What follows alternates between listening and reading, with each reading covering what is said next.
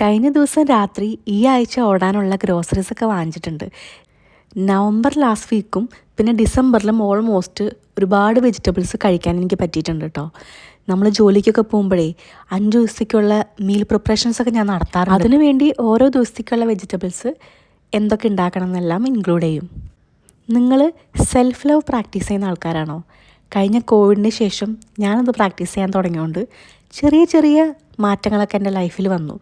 വളരെ ചെറിയ മാറ്റങ്ങളാണ്. എന്താണ് സെൽഫ് ലവ് എന്നാണ് ആദ്യം ഞാൻ പഠിച്ചത്. പിന്നെയാണ് ബാക്കി കാര്യങ്ങളൊക്കെ അറിയാനായിട്ട് തുടങ്ങിയത്. നമ്മളുടെ ഉള്ളിലൊക്കെ ഉണ്ടല്ലോ ഒരു സോള് ഇങ്ങനെ കിടക്കുന്നുണ്ട്. ആ സോളിനെ നമുക്ക് ഇഷ്ടപ്പെടാൻ പറ്റിയാൽ മാത്രമേ നമുക്ക് മറ്റുള്ള നമ്മളെ ചുറ്റുപാടുള്ള സോൾസിനൊക്കെ ഇഷ്ടപ്പെടാനായിട്ട് പറ്റുള്ളൂ.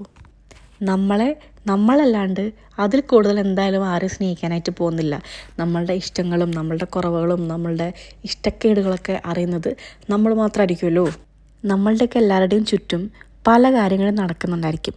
എന്തായാലും കുറേ കാര്യങ്ങളൊക്കെ ഒന്ന് ആസ്വദിച്ച് ചെയ്ത് കഴിഞ്ഞാൽ റെഡിയാവുന്നതേ ഉള്ളൂ. അതിലൊരു എക്സാമ്പിൾ പറയുകയാണെങ്കിൽ ഇപ്പോൾ കുക്കിംഗ് എടുത്തോ, അയ്യോ എനിക്ക് ഈ പണികൾ മൊത്തം ചെയ്യണമല്ലോ അല്ലെങ്കിൽ ഇതൊക്കെ ഞാൻ തന്നെ ചെയ്തിട്ട് കിടന്നുറങ്ങണമല്ലോ എന്നൊക്കെ ചിന്തിച്ച് കഴിഞ്ഞാൽ നമ്മളിതൊന്നും ചെയ്യില്ല. എനിക്കാണെങ്കിൽ ചില കാര്യങ്ങളൊക്കെ ഉണ്ടല്ലോ ഞാൻ തന്നെ ചെയ്താലേ സാറ്റിസ്ഫാക്ഷൻ കിട്ടുള്ളൂ. അല്ലെങ്കിൽ ഭയങ്കര ഒരു ഇറിറ്റേഷൻ ആയിരിക്കും.